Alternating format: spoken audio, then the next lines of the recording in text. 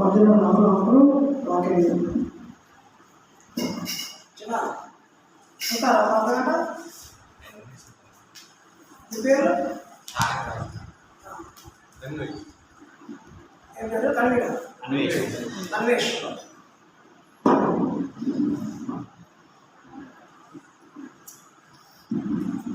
సరే దేవుని కృపను బట్టి 119 దావీదు కీర్తన 9 నుండి 11 వచనాలు అందరం కలిసి చదువుకుందాం. దావీదు కీర్తన 119 అధ్యాయం 9 నుండి 11 వచనాలు 3 వచనాలు. యవనులు దేని చేత తమ నడతను శుద్ధి చేసుకొందురో మీ వాక్యమును బట్టి దానిని జాగ్రత్తగా చూసుకున్న చేతనే కదా. నా పూర్ణ హృదయంతోనూ నిన్ను వెతుకుతున్నాను. నన్ను నీ ఆజ్ఞలను విడిచిపోనీయకము. నీ ఎదుట నేను పాపము చేసుకున్నట్లు నా హృదయంలో నీ వాక్యము ఉంచుకొని ఉన్నాను. హృదయంలో వాక్యం ఉంచుకోవడం అంటే ఆలోచించండి. జ్ఞాపక శక్తి అంటే బడిలో టీచర్ గారు బట్టి చెప్పాలి పాఠం అంటారు, బొక్కు చూడడం. అయితే అది హృదయానికి పట్టించాలంటే అది నీ వల్ల నా వల్ల అయ్యేది కాదు, జ్ఞానం కావాలి. ఏమంటున్నాడు సామెతలు 3వ అధ్యాయం 1వ వచనం, నా కుమారుడు ఉపదేశమునై ఆజ్ఞలు హృదయపూర్వకంగా గైకొను. అవి దీర్ఘాయువును సుఖజీవముతో సంవత్సరములు శాంతిని నీకు కలుగజేయు. ఆలోచించండి. జ్ఞానము దేవుడు, తెలివి నీదిగా. లోకానుసారమైన తెలివులు చాలా ఉన్నాయి. అదిగా దేవుడు ఇచ్చే జ్ఞానం ఏదు, ఈ లోక జ్ఞానం ఏదు. చాలా ప్రార్థన సంతోషం అసై ప్రార్థన.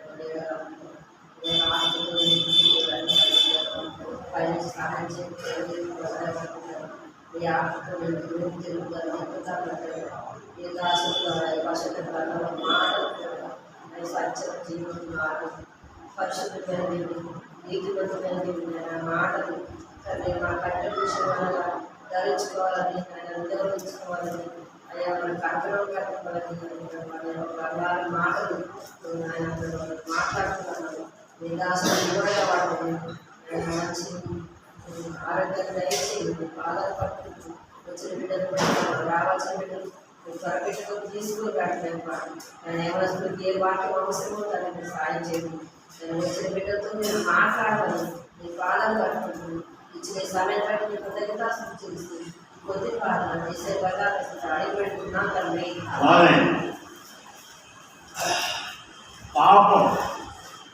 పాపము అంటే ఏంటిది? చాలా భయంకరమైనది. పాపానికి వచ్చే జీవితం పరిశుద్ధమైన గ్రంథం బైబిల్ అంటుంది మరణం. కాబట్టి పాపము చేయొద్దు అంటున్నాం. పాపం చేయొద్దని ఎవరంటారు? అబద్ధం ఆడమని ఏ టీచర్ గారు అని చెప్పారా? ఎందుకు ఆడుతున్నారు అబద్ధం? బడిలో చదువు చెప్పే టీచర్లు ఏమన్నా అబద్ధం చెప్తారా? ఆ బొక్కులో ఉన్న పాట మీదే వాడు చెప్పేది. మధ్యలో ఈ అబద్ధాలు మోసం ఎక్కడి నుంచి వస్తుంది? ఇది అపవాదం. అపవాదం ఎందుకు వస్తుంది? మనం దాన్ని చేరనిస్తున్నాం, రాణిస్తున్నాం. అపవాది తంత్రము చాలా అందంగా ఉంటాయి, ఆకర్షిస్తున్నాం. కాబట్టి దాన్ని కరివేయాలంటే ఏం చేయాలి? యాకోబు 4:7 కాబట్టి దేవునికి లోబడి అపవాదిని ఎదిరించి అప్పుడు వాడు మీ యొద్ద నుండి పారిపో. ఆలోచించు. కాబట్టి నా పీడ యవనస్తులమైన మనమంటే నేను కాదు సుమా, నేనే. కాబట్టి యవ్వనస్తులు వాక్యం ద్వారాగా శుద్ధి చేసుకుంటున్నారు. మరి శుద్ధి చేసుకోవటం అంటే ఏంటి? తానం చేస్తే శుద్ధి కాదా? హృదయ శుద్ధి లేని వారు ధన్యుడు అన్నాడు, కానీ బైబిల్ ఎక్కడన్నా తానం చేసినోడు ధన్యుడు అన్నాడా? లేదు. ఆలోచించండి. హృదయంలో శుద్ధి ఉండాలి. హృదయంలో శుద్ధి లేకుండా ఎన్ని జపతపాలు చేసినా శూన్యమే.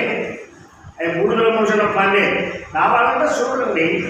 73 కీర్తన 13వ వచనం. కీర్తనలు 73:13. నా హృదయం నేను శుద్ధి చేసుకొని ఉండుట, నా హృదయము నేను శుద్ధి చేసుకొని ఉండుట అర్థమే. నా చేతులు కడుక్కొని నా చేతులు కడుక్కున్నా అర్థమే. నేను మరి కాళ్ళు కడుక్కున్నా అర్థమే. నేను తాను చేసిన అర్థమే అంటున్నాను. కాటం ఏంటి? అర్థమే. ఈ తాను చెప్పాలి కాదు. ఆయన చూసే ఏం చూస్తానన్నాడు 1 సాముయేలులో దావీదును అభిషేకించమని. సామ్యులు పంపితే చూడండి, 1 సాముయేలు 16వ అధ్యాయంలో వచనం గుర్తులేదు. హృదయ సాక్ష్యాలు చూస్తానంటాడు. అంతరంగ హృదయాన్ని పరిశోధించలేదు. అయితే యెహోవా సామ్యులతో ఇలా సెలవిస్తున్నాడు, అతడు రూపం అతని ఎత్తును లక్ష్య పెట్టకు. మనుషులు లక్ష్య పెట్టు వాడిని యెహోవా లక్ష్య పెట్టు. నేను అతన్ని త్రోసివేస్తున్నా. మనుషులు పై రూపమును లక్ష్య పెడుతున్నా. యెహోవా హృదయాలను లక్ష్య పెట్టును. కాబట్టి ఆలోచించండి. దేవుడిని హృదయాన్ని పరిశోధించుతున్నాడు. నీ ఏషం, నీ అందం ఇవన్నీ అనవసరం అన్నాడు. అందం మోసకరం, సౌందర్యం వ్యర్థమని శాంతులు రాశాడు. అన్నంతో పనిలే, హృదయంగా మాట మీద నిలబడే హృదయం ఉండాలి.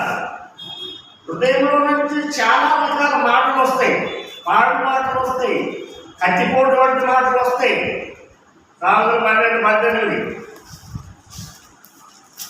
సాగులు 12:18 వచ్చినాం. కత్తిపోటు వంటి మాటలు కత్తిపోటు వంటి మాటలు పలుకువాడు కలరు. జ్ఞానుల నాలుక జ్ఞానమైన నాలుక ఆరోగ్యదాయకం. జ్ఞానిక సరిగ్గా లేకపోతే అనారోగ్యమే. నీ హృదయంలో గందరగోళం ఉంటే బీపీ షుగర్ పెరిగిపోతే హైటెన్షన్ వస్తుంది, హార్ట్ అటాక్ కూడా వస్తుంది. అన్నింటికి చనిపోవాలి. యేసుప్రభు పరలోక మహిమ వదిలిపెట్టి భూలోకానికి వచ్చాడు, పట్టణి వాడితో దుఃఖాడంటే సమస్త మహిమను అక్కడ వదిలిపెట్టి వచ్చాడు తండ్రి దగ్గర. మరి నువ్వేమో వదులుకున్నావా ప్రభు నమ్ముకున్నందుకు? ఆలోచించు. మంగళశాంతి ఆదివారం నాడు ఫుల్ గిరాక్ మందు చేసుకొని వచ్చేవాడు, మందు చేసుకొని పరిచయకే పోయేవాడు. ఫస్ట్ పెట్టాడా దేవుడు?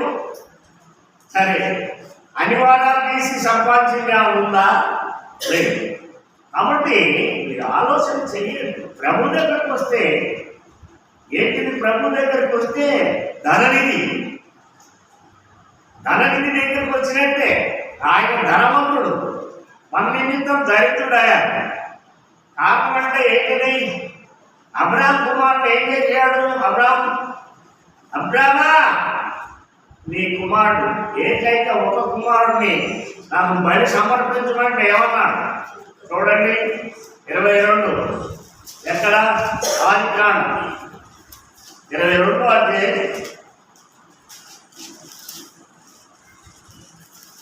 4 నుండి 5 వచనాలు. మూడవ నాడు అబ్రాహాము కన్నులెత్తి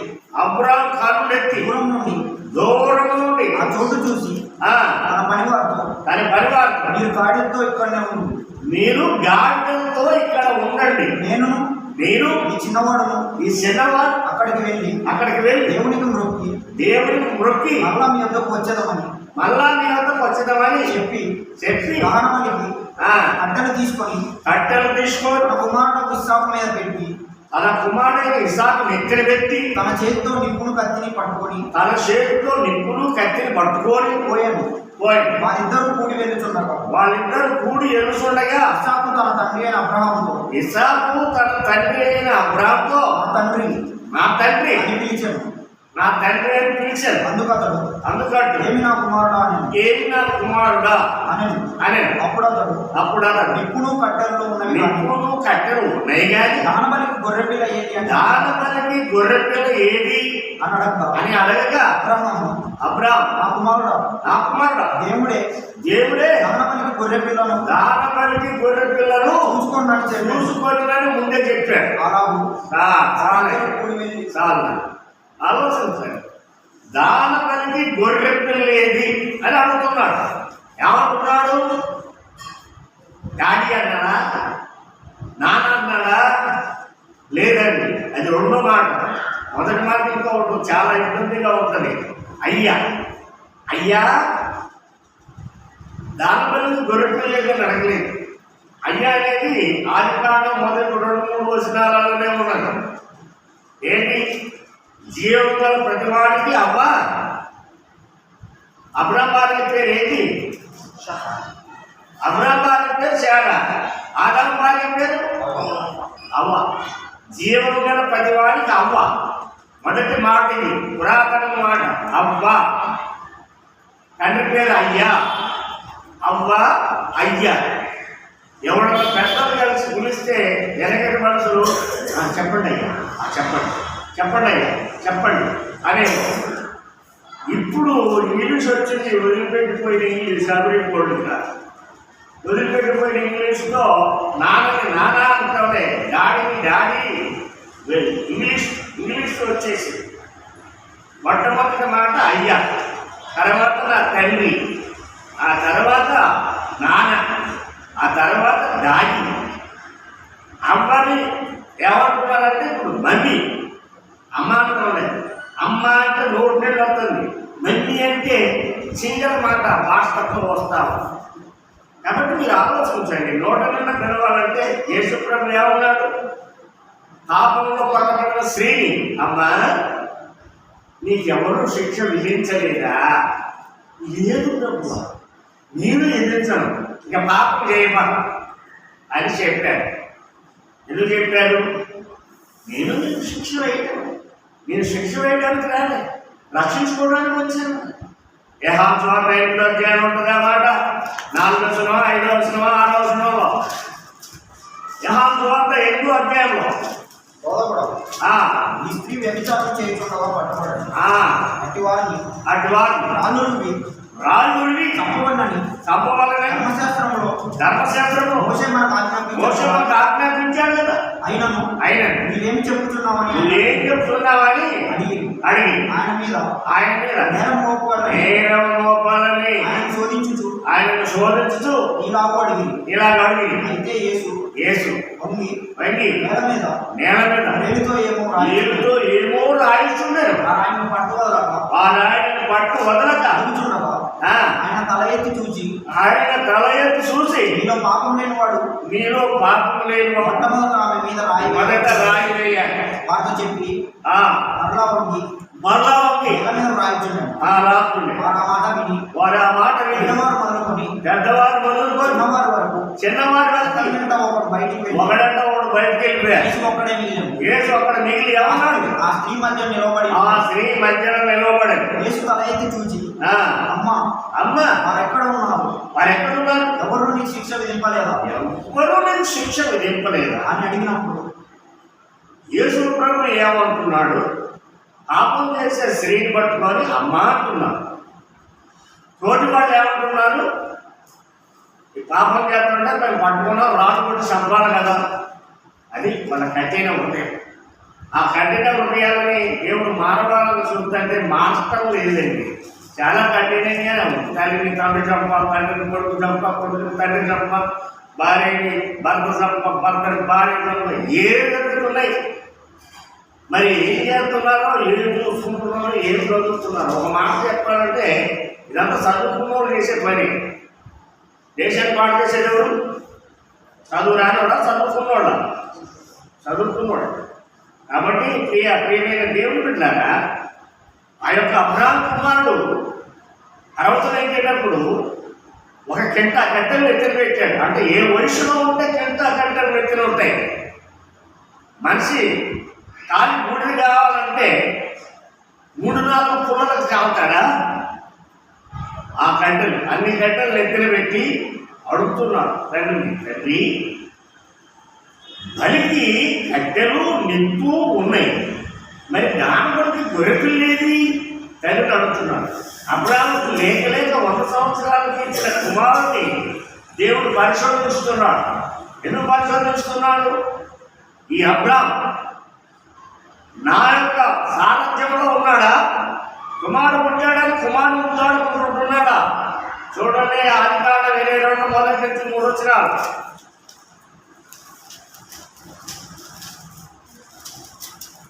ఆదికాండం సంగతులు జరిగిన తర్వాత దేవుడు అబ్రాహామును పరిశోధించాడు.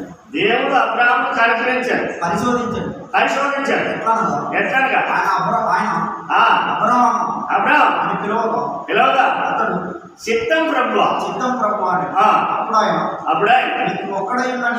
ఎక్కడైనా నీ కుమారుని అనగా నువ్వు ప్రేమించి ఇస్సాకును తీసుకొని పరిశోధన వచ్చిందండి. నీకు ఒక పరీక్ష వస్తుంది, నాకు ఒక పరీక్ష వస్తుంది. చదువుకున్న ప్రతి బిడ్డకి ఎగ్జామ్ పరీక్షలు ఉంటాయి. పరీక్షలో పాస్ అయితేనే క్లాస్ పెరుగుతుంది. పరీక్షలో డల్ అయిందనుకో క్లాస్ తగ్గిపోదు. చదువుకోవడం వేస్ట్ అంటారు తల్లిని. ఆలోచించండి, చదువుకునే బిడ్డలకి చాలా కష్టాలు ఉన్నాయి. కష్టాలు లేదని నేను అంటలేదు. ఒక తల్లికి 2 కొడుకులు, ఒకటి ఎగ్జామ్ చేస్తాడు, ఒకడు చదువుకుంటున్నాడు. అన్న ఎగ్జామ్ చేస్తున్నాడు, తమ్ముడు చదువుకుంటున్నాడు.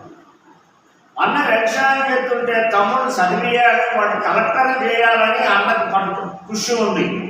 ఇద్దరికి మ్యారేజ్లు చేయాలి. సరే చదువుకుంటున్నాడు. తల్లి ఏం చేసింది? ఇంత ఎన్న కోసం తెచ్చుకొని వచ్చి అన్న గొంతు నా గొంతులో ఎలుగులు పడుతున్నారుగా ఇక్కడ పెట్టింది ముద్ద అన్నది కరగలేదు, తమ్ముడిని పెట్టడమే కరిగింది. ఎంత మానసికంగా కూలిపోతారో చదువుకున్న సంగతి మీకు తెలియదు. తెలుసంటే కారణం ఏంటి? ఆ చదువులేదు కాబట్టి వాళ్ళని చూస్తున్నా. వాళ్ళని ఎక్కడ చూస్తున్నా? ప్రేమించిన అనుమానం దగ్గర నేర్చుకున్నా ఈ మాట. అయ్యప్పటికీ ఎందుకని వాడికి ఏడింది వీడికి జరగలేదు? వాడికి ఏడింది ఉందా? టెన్షన్ ఎక్కువ.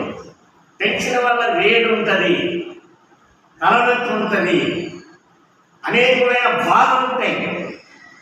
టెన్షన్ అనేది తీసేసుకోవాలి. టెన్షన్ అంటే ఏంటిది?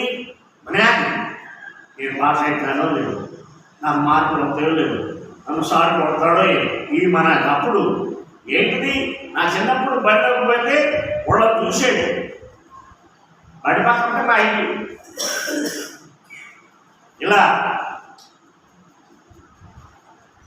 ఒక దూలానికి ఎలా తీసి కింద రేగి కంప పెట్టి అది జారి పెడితే రేగి కంప అంతా పుచ్చుకుంటుంది. మరి ఎందుకు అంత పరీక్ష? అలా కొట్టబెట్టే ఇప్పుడు ఉన్న కలెక్టర్లు అంతా వాడే.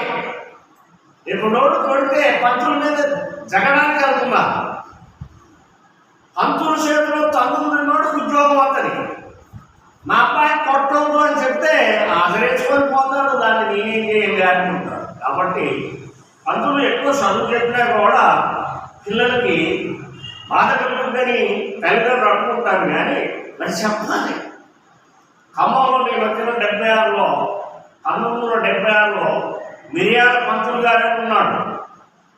ఈ రోజున మార్కెట్లో షేట్లంతా ఆయన దగ్గర చదువుకున్నాడు. అంత గట్టి చదువు. మరి ఏ పని కాదు, ఏ గవర్నమెంట్ కాదు. ఆయన లెక్కల్లో ఆర్కేలో వాళ్ళు కట్టుకోవడం అంతకుముందు ఎక్కడికి నోట్లకే జ్ఞానం ఫోన్ పోతడం అప్పుడెక్కడిది 70 ఫోన్ ఎక్కడిది? ప్రేమైన దేవుడు పెట్టారా? సర్వశక్తిమంతుడైన దేవుడు తండ్రికి లోపల అబ్రాహాము చూసి మనం ఏం నేర్చుకుంటున్నాం? యేసుప్రభు ఏమన్నాడు? 18లో ఒక ఆజ్ఞ, నిర్గమకాండం 6:20 12వ వచనం, నీ దేవుడైన యెహోవా నీకు అనుగ్రహించిన దేశంలో నీవు దీర్ఘాయుష్మంతుడు అన్నట్టు నీ తండ్రిని సన్మానించు. అప్పుడు నువ్వు ఏమైతావు? సన్మానిస్తే ఏం జరుగుతుంది? దీర్ఘాయుష్ ఉందా? దీర్ఘాయుష్మంతుడు 100 సంవత్సరాలు ఉంటాడు. తండ్రిని ప్రేమించలేని వాడు ఎక్కువ రోజులు ఉన్నాడు. యేసుప్రభు అందరిలో వదిలిపెట్టి నన్నే పూజించాడు రా, నా పాతాల కాడ కూర్చోవడానికి ఎక్కడ చెప్పలే.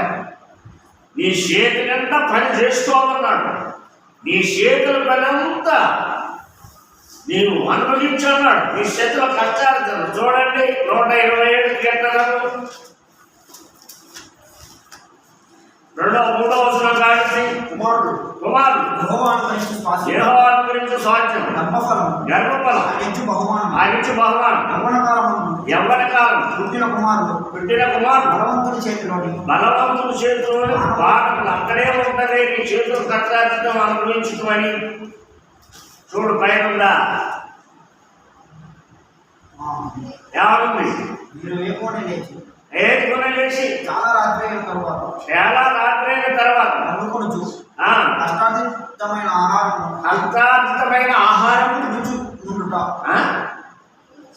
కష్టార్జితమైన ఆహారం తినుసుండుట పూజించుట తినుసుండుట కట్టించిన కట్టువారి ప్రయాసం వేస్తాం. పట్టణం కాపాడలేదు ఖాళీ కాయవాడు నేర్పుతా ఉన్న వ్యర్థమే. మీరు ఏ పూనే లేచి చాలా రాత్రి అయిన తర్వాత కష్టార్జితమైన ఆహారం తన ప్రియులు నిద్రించుండగా ఆయన వారికి ఇచ్చిన ఆహారం తృప్తి. మనం ఎంత సంపాదించి ఇట్లా శవణ తీసి సంపాదించాను. ఎవరిచ్చారు శవణ తీసి అవటెక్కడి? ఎట్లా చెమట తీసి చెయ్యగలదు నీకు? దేవుడిచ్చిన సంగతి మర్చిపోతున్నారండి. నాది నాది నాది నాది, నీది ఏది లేదు, ఏది లేదు. నాది అనే మాట పక్కన పెట్టి, అది స్వార్థంతో కూడిన మాట. నాది అనడానికి వీలు లేదు. నాది అనే మాట చాలా భయంకరమైనది. ఎందుకు భయంకరమైనది? యథార్థమైన మాట మేలుకరమైనది. నాది అనే మాట స్వార్థంతో కూడిన మాట. కాబట్టి చూడండి, ఇక్కడ సాయంత్రం 3వ అధ్యాయం 7, 8, 2 వచనాలు. 3 అధ్యాయం 7, 8. నేను జ్ఞాని కదా అని నువ్వు అనుకోనవద్దు. యెహోవాయందు భయభక్తులు కలిగి చెడుతనమును విడిచిపెట్టు. అప్పుడు నీ దేహమునకు ఆరోగ్యం, నీ ఎముకలకు సత్వ. ఆలోచించండి, చెడుతనమును విడిచిపెడుతున్నామా? చెడు చేసుకుంటానే బైబిల్ చదువుతున్నామా? మనల్ని పరీక్ష చేసుకోవాలి. మనమే పట్టుబడుతున్నారంట. ఎగ్జామ్ రాసేటప్పుడు పేపర్లు కాఫీ పడుతున్నారు, పట్టుకుంటున్నారు, టీసీలు ఇచ్చి ఇంటికి పంపుతున్నారు. ఆలోచించండి, అదేంటి? అలా చేయొచ్చునా? కాబట్టి నా ప్రియమైన దేవుడి బిడ్డలారా, ప్రతి విషయంలో మనము దేవుని ఇంట్లో నమ్మకంగా ఉండాలి. నమ్మకం అంటే దేవుడి ఇంట్లోనేనా? మన ఇంట్లో నమ్మకంగా ఉంటున్నామా? అమ్మ 500 ఇస్తే 400కి లెక్క చెప్తున్నామా? చాలా మంది చూశారు ఇట్లాంటి వాళ్ళు. అది పద్ధతైన మాట కాదు. తల్లికి తండ్రికి యథార్థంగా ఉండాలి. తల్లిని తండ్రిని సన్మానించేవాడు పాత నిబంధనే కాదు, కొత్త నిబంధనలో యేసు ప్రభు ఇచ్చిన 2 ఆజ్ఞలు చూడు. లోక 5:2,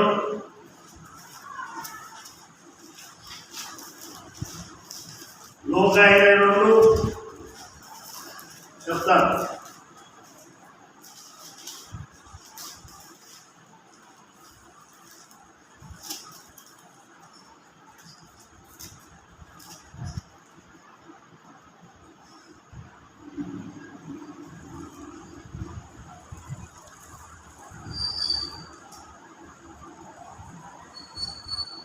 ఈ పూర్ణ హృదయంతో అంటాడు.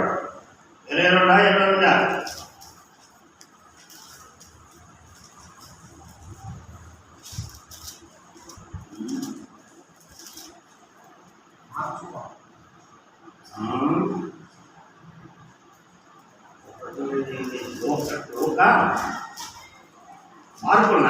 మార్పు 12 కాదు, 12 అధ్యాయం. నీవు నీ పూర్ణ హృదయంతో నీవు నీ పూర్ణ హృదయంతో 12:30 నీవు నీ పూర్ణ హృదయంతో నీవు నీ పూర్ణ హృదయంతో నీ పూర్ణాత్మతో నీ పూర్ణ ఆత్మతో పూర్ణ వివేకంతో నీ పూర్ణ వివేకంతో నీ పూర్ణ బలంతో నీ పూర్ణ బలంతో నీ దేవుడైన ప్రభువుని ప్రేమింపవలనని ప్రధానమైన ఆజ్ఞ. రెండవది నీవు నిన్ను వలె నీ పొరుగువారిని ప్రేమించాలని. ఆ 2 ఆజ్ఞలన్నీ తీసేసాడు తెలుసుకుంటాం.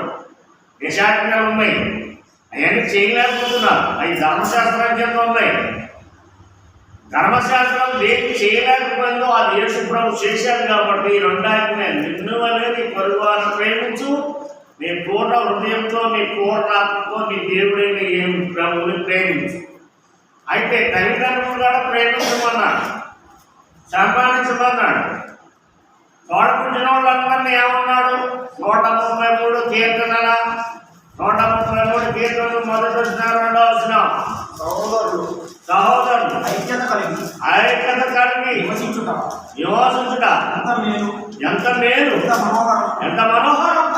తల మీద పోయబడి 6 తల మీద పోయబడినా అన్ని అంశాల బట్టి దిగజారుతాయి. కాబట్టి సహోదరులు తోడబుట్టిన అన్నదమ్ములు అందరూ ప్రేమించాలి. తోడబుట్టిన అన్నలు, తోడబుట్టిన తమ్ములు యేసును ప్రేమించలేదు. యేసు ప్రభుకు అన్నం లేదు, ఆయనే పెద్ద. తర్వాత పుట్టారు యోదా, మరి యోహాను, మరి మార్కు, వీళ్ళు పుట్టారు. అంతా 5-6 పుట్టారు, ఆడోడు మొగ్గుడు. వారు యేసు ప్రభువు ఒప్పుకోవటం లేదు. నువ్వు దేవుడు కాదు, నువ్వు మొన్నటి వెనక నాతో కలిసి కార్పొరేటర్ పనిచేసావు. ఎవరొస్తులే వాళ్ళంతా ఏసేపు నమ్మిన వాళ్ళు అన్నలే, ఎవరొస్తులే వాళ్ళంతా. కాబట్టి తమ్ముడిని అమ్మేశాడు. తమ్ముడిని అమ్మడానికి కారణమైంది 30 ఏళ్ళ నాయకులు కట్టేశాడు. పోతిఫరింట్లో మంచి పని చేస్తున్నాడు. ఐగుప్తుకు రాజయ్యాడు. దీనుడిని నువ్వు తగ్గించుకుంటే నిన్ను రాజుగా చేస్తాడు.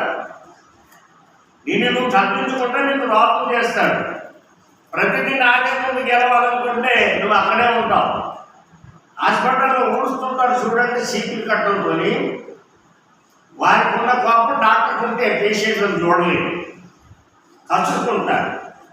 అందుకైనా బతుకంతా కూడా సరిపోతాడు. ఆలోచించండి నా ప్రియమైన దేవుడు పెట్టారా. ఒక బ్యాంకింగ్ ఆఫీసర్ స్టార్టింగ్లో అటెండర్, రాను ఆయనకు కొన్ని ఎగ్జామ్లు పెడితే పైకెట్కి వెళ్ళాడు. లాస్ట్కు చేసే అలా మెట్లు పెరుగుతున్నాయి. మెట్లు ఎక్కాలంటే నీ ఎవరి జీవితంలో సాధించాలి. ముసలోడు అయిన తర్వాత నువ్వేం చేయలేవు. నేనేం చేయలేదు. నీ యవ్వన జీవితంలో నువ్వు సాధించిందే నీకు మిగిలేదు.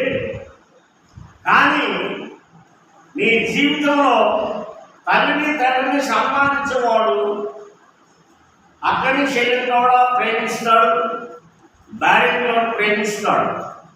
దేవుడు ప్రేమించేవాడు తండ్రిని కూడా ప్రేమిస్తాడు. మొట్టమొదటిగా దేవుని ప్రేమించాలి. దేవుని ప్రేమించే వ్యక్తి కాబట్టి అబ్రాహాము కుమారుడు ఇస్సాకు లోపడ్డాడు. ఏ లోపడ్డాడు? ఎంత కట్టలు మోసే కొడుకు తండ్రి మీద తిరుగుబాటు చేయలేదా? చేస్తాడు. ఎవరు ఎందుకు లోపడ్డాడు? చేతికి కట్టు కడుతున్నాడు, కట్టల మీద పడుకోబెట్టాడు, కత్తి ఎత్తాడు. దేవుడు అన్నాడు, అబ్రామా అబ్రామా చూడయ్యా. అది 22వ అధ్యాయంలోనే ఉంటుంది. ఆదికాండం. అప్పుడు ఆయన యెహోవా దూత పరలోకం నుండి అబ్రాహామా పిలిచాడు. అందుకతడు చిత్తం ప్రభువా అనెను. అప్పుడు ఆయన చిన్నవాడి మీద చెయ్యి వేయకు. ఏమీ చేయకు. ఆలోచించండి. దేవుడు ఉన్నాడండి. దేవుడు లేకపోతే నీ బీచే కానట్లేదు, నువ్వు కూర్చునే నేలట్లేదు. దేవుడు ఉన్నాడు కాబట్టి మనం ఇంకా ఉన్నాం. ఎన్నో కరోనా రోగాలు, ఎన్నో వైరస్, ఎన్నో తెగుళ్ళు, స్టైట్లో మరి కరోనా జబ్బులు. ఆ కరోనా జబ్బు అంటే యేసు ప్రభు పేరు పక్కనగా ఉంటుందండి. కరుణామయుడు కరోనా జబ్బు, కరుణామయుడు కరోనా జబ్బు. అవన్నీ రాకుండా మనల్ని కాపాడిన దేవుడికి మనం ఎలా ఉంటున్నాం? ప్రియా యవ్వన బిడ్డలారా, సర్వశక్తిమంతుడైన దేవుడు నిన్ను నన్ను కాపాడుతున్నాడంటే కారణం ఎవరు? తినే అన్నం, వేసుకున్న మాత్ర, నేను చూసే డాక్టర్ వల్ల కాదు. అంటే పొయ్యిలో డాక్టర్ లేకపోతున్నారా? అందరూ డాక్టర్తో చూసుకుంటున్నారు. వాళ్ళకి ఈ లోకంలో లేదు. టైం అయిపోయింది, రారా నాయన నీ బియ్యం అయిపోయింది, నీ కోట అయిపోయింది అంటారు. కాబట్టి నాకు ఇంకా నూకలు ఉన్నాయేమో నన్ను ఉంచుతున్నాం. కారణం ఏంటంటే అవి నా కోట అయిపోలే, అవి ఉంటేనే నేను అనుకుంటున్నాను. దేవుడికి తెలుసు. ఒకవేళ దేవుడు అనుకున్నాడేమో వీడు పోతే నాకు పనిచేసే దేవుడు కూడా ఆలోచిస్తాడు. ఈ పిలిచి కూడా పనిచేసేదేవాడు ఉండాలి. గమనించండి నా పీడ. మీ చేతిలో శక్తి ఉంది, మీరు ఏమైనా సాధించగలరు. కానీ ఏమి సాధించాలన్నా దేవుడు కనుదృష్టి నీ మీద ఉండాలంటే నువ్వు ఎలా మసులుకోవాలి? 66 యెషయా 2వ వచనం 66వ వచనం. యెషయా అవన్నీ నా హస్తకృత్యములే, అవి నా వలన కలిగినవని యెహోవా సెలవిస్తున్నాడు. ఎవడు ధీరుడై అలిగిన హృదయం గలవాడై నా మాట విని వణుకుచుండునో అది దేవుడి మాట కూడా వినాలి. దేవుడి మాట వినాలి, తండ్రి మాట వినాలి, తల్లి మాట వినాలి. అసలు ఈ లోకంలో నువ్వు వచ్చింది ఎదుటివారి మాట వినటానికే కానీ నీ మాటే గెలవాలనుకోవడం అసంభవం. గెలవకపోవచ్చు. అసలు ఎప్పుడు పట్టుదల పట్టకూడదు. నాదే గెలవాలనే మాట నీలో ఉండకూడదు. నేనే పాస్ కావాలనే మాట నీలో ఉండకూడదు. నా తోటి వాళ్ళందరూ కూడా పాస్ కావాలని చూసుకో. నిన్ను వల్ల నీ కొడుకు వాళ్ళు ప్రేమించమని చెప్పిన మాట 2వ ఆజ్ఞ. మొదటి ఆజ్ఞ తండ్రి అయిన దేవుడిని పూర్ణ హృదయంతో పూర్ణ ఆత్మతో ప్రేమించాలని చెప్పాడు. ఈ 2 ఆజ్ఞలే. 10 ఆజ్ఞలు పక్కన పోయింది, 2 ఆజ్ఞలే వచ్చు. కాబట్టి ప్రభు చెప్పిన మాట ఏంటంటే, నా కుమారుడా చూడండి, సామెతలు 5:1-4. నా కుమారుడు నా కుమారుడు నా జ్ఞానోపదేశం ఆలకింపు, నా జ్ఞానోపదేశము ఆలకింపు, వివేకము గల నా బోధకు చెవియొగ్గు, వివేకము గల నా బోధకు చెవియొగ్గు. అప్పుడు నీవు బుద్ధి కలిగి నడుచుకోకు. బుద్ధి కలిగి నడుచుకోదు. ఎనిమిది బట్టి నీ పెదవులు మాట్లాడు. జాగ్రత్త పెదవుల నుండి తేనె కారణం దాని నోట మాటలు మొదటి నుంచేనా 4వ వచనం వరకు దాని నోటి మాటలు నూనె కంటను నులుపైనవి దాని వలన కలుగు ఫలం ముసిని పండంతా చేయదు. ముష్టిపడంటే మీకు తెలుసా? తునిక్కాయ రాకనే ఉంటుంది. చెడవిషం ముష్టి చెట్టు అని ఉంటుంది. వచ్చిన కొత్తలో ఏంటంటే చూసాం. ముష్టి పండు, తునికి పండు, తిని బ్రతికినవాడు, ఇంతే పువ్వు తిని బతికినవాడు. ఏలూరు నాగారం 1967లో గమనించండి. తినడం అంటే ఒకటి అమ్మనే కాదండి, ఎతడి భూమికి ఉన్న వడ్లని దంచుకొని తిన్న రోజులు ఉన్నాయి.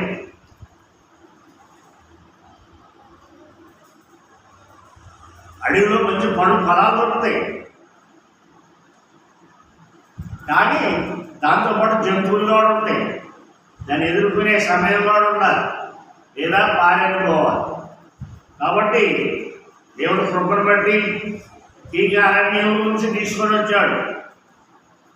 మీరు వెళ్ళారో లేదో, నేను ప్రభు నమ్మకము సమ్మక జాతరకు కూడా పోయాను. అక్కడ కూలోళ్ళు కావడం చూశాను. బండ ప్రయాణం, ఎడ్డ బండ మీద పోయాను. నా పెద్ద కొడుకు అక్కడే పుట్టాడు, మా అమ్మ మొక్కి. కాబట్టి అన్నీ చూసి లాస్ట్కి ఖమ్మం వచ్చింది. ఇప్పుడు వచ్చో 40-50 సంవత్సరాలు కావచ్చు. ఎంత అంటే 76 నుండి ఇప్పటికి ఎంత. కాబట్టి ఆలోచించండి. 1976లో మరి ఖమ్మం వచ్చాం. ప్రకాశం నగరం తర్వాత 2-3 సంవత్సరాలకి ఇక్కడ కలెక్టర్ గారు జాగ్రత్త పంచుతుంటే, నీకు లేదండి నర్సించాంకోట ఏరియాలో మంగళ ఖాళీ ఉంటుంది, అక్కడ బొమ్మన్నాడు. మా అమ్మది అయ్యా నా ఒక్కడే కొడుకు వాళ్ళంతా కొంచెం దాగుతున్నాడు, వీళ్ళు ఏదో చేసి ఏమన్నా అయితే ఇది తెచ్చుకుని నేను బతకలేదంటే వాళ్ళంతా కొనుక్కున్నాను. 900 కొనుక్కున్నాం.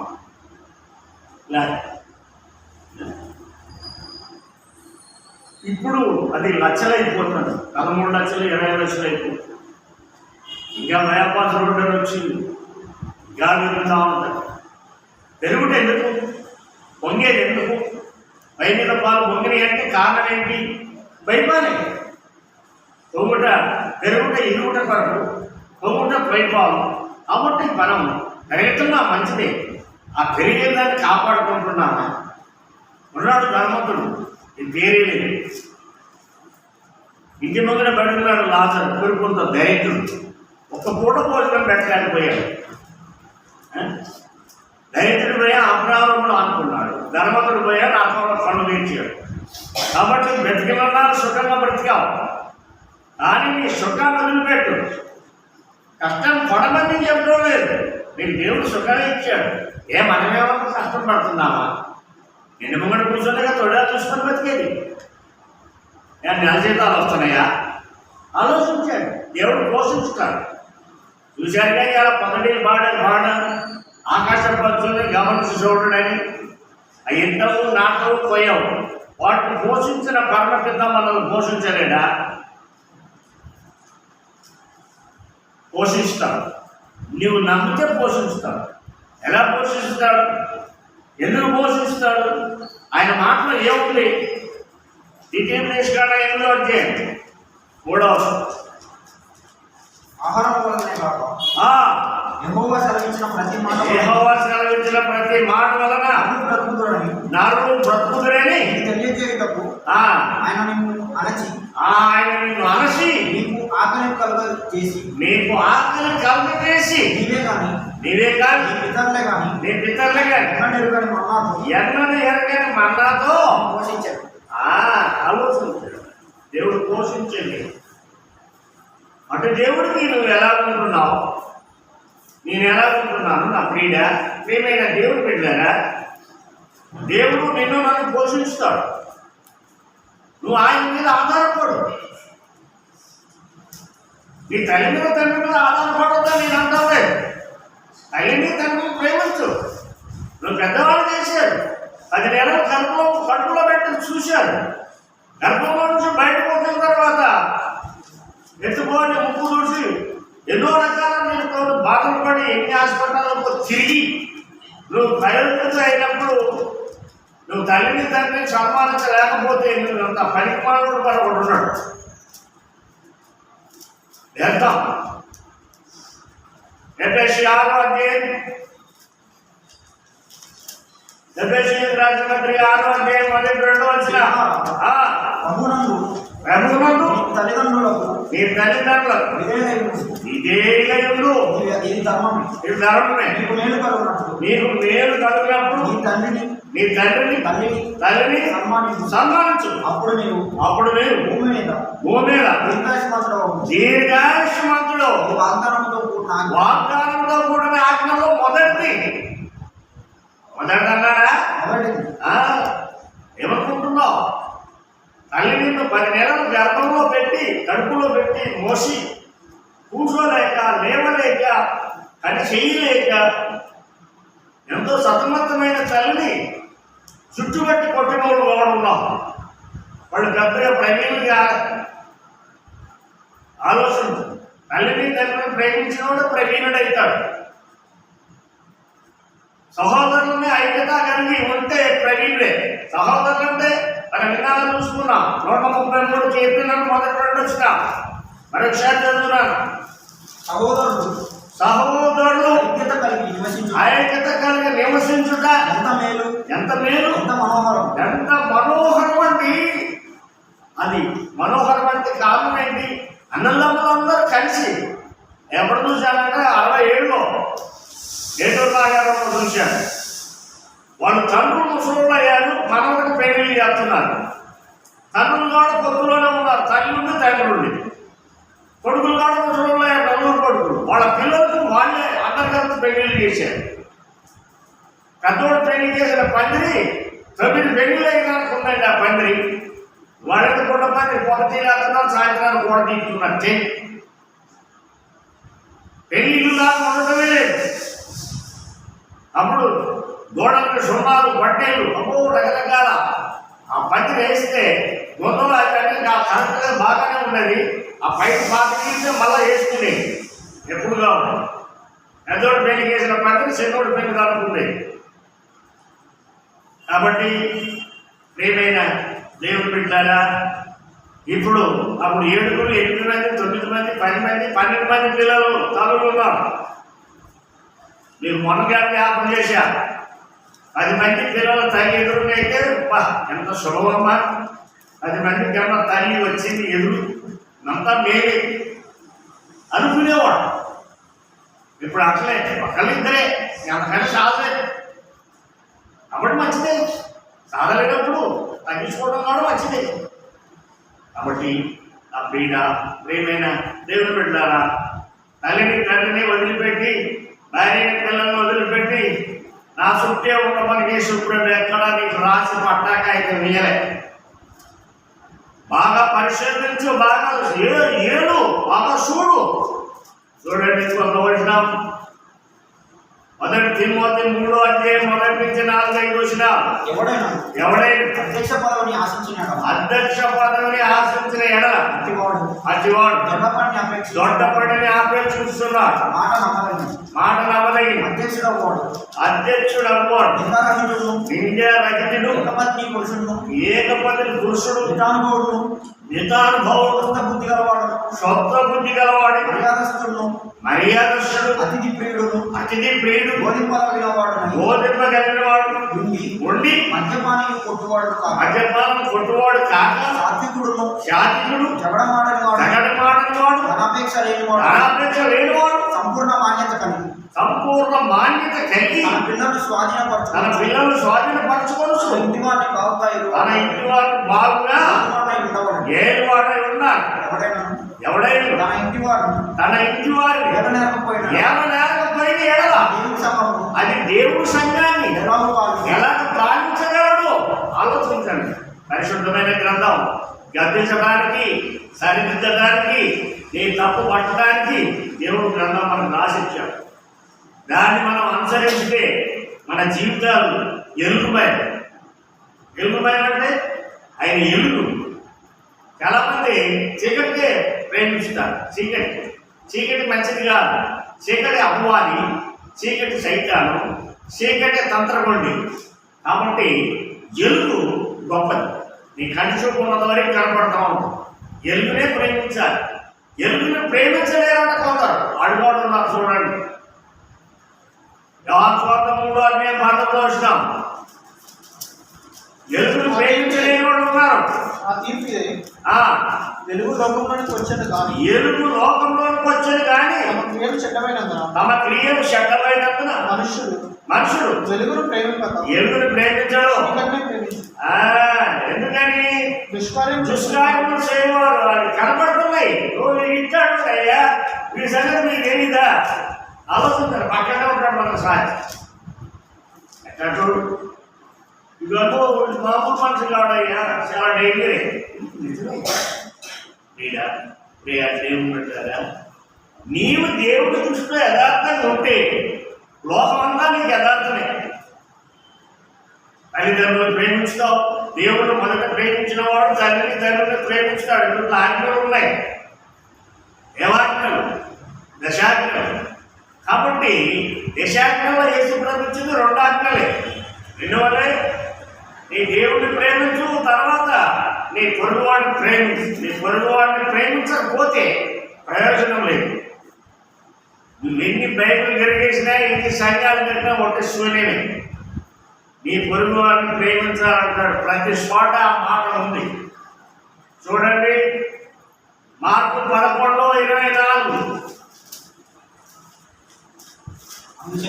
అందుచేత ప్రార్థన చేయనప్పుడు మీరు అడుగుతున్న వాటినల్లా పొంది ఉన్నామని నమ్ముడి. అప్పుడు అవన్నీ నీకు కలుగునని. కలిగితే అంటే నువ్వు ప్రార్థన చెయ్యి, నమ్మకంతో చెయ్యి. దేవుడు నాకు ఇస్తాడు అనే నమ్మకంతో చెయ్యి. కానీ దాని పక్కన ఉంటే ఇంకా 25-26 వచనాలు ఉంటాయి. నీకు ఒకటి మీద విరోధం ఏమైనా కలిగి ఉన్న ఎడల నువ్వు నిలబడి ప్రార్థన చేయనప్పుడల్లా వాడిని క్షమించు. అప్పుడు పరలోకమందున్న నీ తండ్రి నీ పాపములు క్షమించకూడదు. కాబట్టి మనం పొరుగువారిని ప్రేమించాలి కానీ మనం క్షమించడానికి తిట్టకూడదు. అసలు ఏమి అనడానికి లేదు. ప్రేమించకపోతే నువ్వు అభివృద్ధిలోకి వస్తావు. ఏం ప్రేమిస్తావు? ఎవరిని ప్రేమిస్తావు? నీకు పెట్టినోడ్రా, నీకు ఇచ్చినోడ్రా లేదని అట్లా చేస్తే ప్రతిఫలం పొందినట్టే. అదిగా నీకు ఇయ్యలేని వారిని పెట్టు. నిన్ను తెచ్చిన వారిని ప్రేమించు. తెచ్చిన వారిని మన మీద ఎన్నో అబద్ధాలు చెప్తారు. కొంతమంది కావాలని చెప్తారు. ఈ గీతలో ఏమని చెప్తారు? మత్తయి సువార్త 5:11-12. మత్తయి సువార్త 5:11-12 నా నిమిత్తం జనులు మిమ్మల్ని నిందించి హింసించి నీ మీద అబద్ధముగా చెడ్డ మాటలలో పలుకున్నప్పుడు అబ్బా ఎంత ధైర్యం అండి. తిట్టిన తిట్టు తిట్టకుండా చెప్తున్నాను కదా, ఆలోచించండి. చెడ్డ మాటలలో మన మీద పలుకున్నప్పుడు మనం ధైర్యం, మామూలు ధైర్యం కాదు. ఎందుకంటే దేవుడికి ఇష్టమే. నీ భాష వచ్చి దేవుడు అక్షాన్ని పడతాడు తెలీదా? పిడిగుద్దులు తిన్నాడు, చెంపలు పెంకేశాడు, ముఖాన మూసాడు, పిడిగుద్దులు గుద్దాడు, దొక్కలో బల్లెం పోటు, తాళకి చేతులకి నేపులు, తలకు ముండ కిరీటం. ఎవరి కోసం పెట్టించుకున్నాడు? నీ కోసం, నా కోసమే, మనల్ని రక్షించడానికి. మత్తయి లూకా 19:10 ఆయన వచ్చింది ఎవరి కోసం? నశించిన దాన్ని వెతికి రక్షించడానికి మనిషి కుమారుడు వచ్చినని. అది నశించిన దాన్ని వెతికి రక్షించడానికి మనిషి కుమారుడు వచ్చాడు. కాబట్టి మనం ఎక్కడ మొదలు పెట్టుకున్నాం? 119:9-11 కీర్తన 112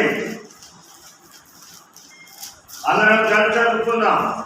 లేకపోతే నేను ఒక మీరు ఒక మూడు వచనాలు అందరం కలిసి చదువుకుందాం. అందరు తీయండి. 119 కీర్తనలు. యవనులు దేని చేత తమ నడతను శుద్ధి చేసుకుందరు? నీ వాక్యమును బట్టి దానిని జాగ్రత్తగా చూసుకొనుట చేతనే కదా.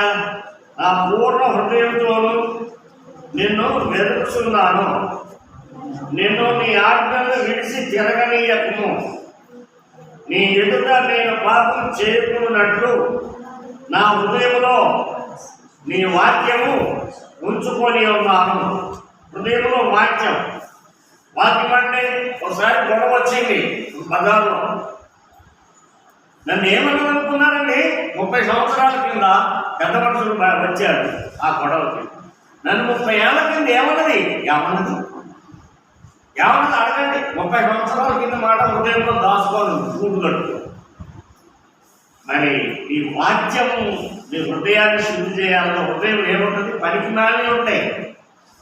హృదయం అంతా గలీజైలు ఉంటుంది, రోతలు ఉంటాయి. కాబట్టి ఆ హృదయం ఈ యవనస్తులకి చాలా అవసరమే. కారణం ఏంటి చూడండి. లూకా 7:21.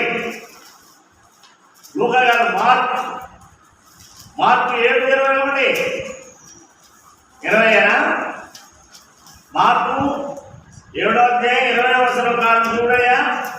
లోపల నుండి అంటే మంచి హృదయంలో నుండి మనిషి లోపల నుండి బయలుదేరి మనిషిని అపవిత్రపరచును. లోపల నుండి అనగా మనుషుల హృదయంలో జాగ్రత్త, దొంగతనం, నరహత్యం,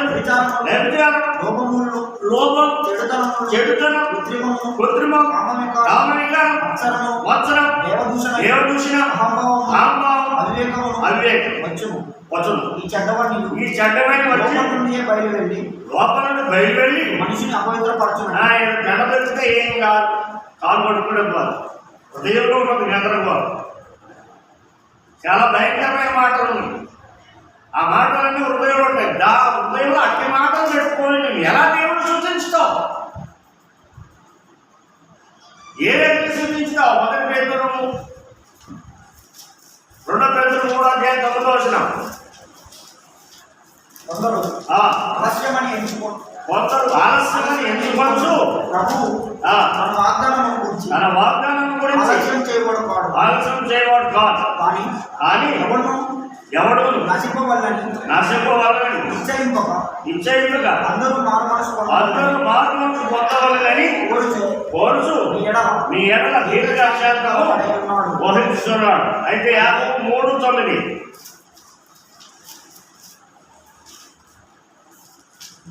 దీనితో దీనితో తండ్రైన ప్రభువును దీనితో అంటే ఈ జ్ఞానంతో తండ్రి అయిన ప్రభువుని శుద్ధించి దీనితోనే దేవుని పోలికగా పుట్టిన మనుషులను శపించరు. ఒక్క నోట నుండి ఆశీర్వాద వచనం శాపవచనం బయలుదేరు. కాబట్టి బావిలో నీళ్లు ఉప్పు నీళ్ళ ఉప్పే నీళ్ళే ఉంటాయి. కానీ ఒక రోజున ఉప్పు నీళ్ళు ఉండి ఒక రోజున తీయటి నీళ్ళు ఉంటాయి. అలా ఉండవు. అది కాబట్టి రాశాడు అర్థాకి సార్. నా సహోదరుడు ఇలా ఉండకూడదు.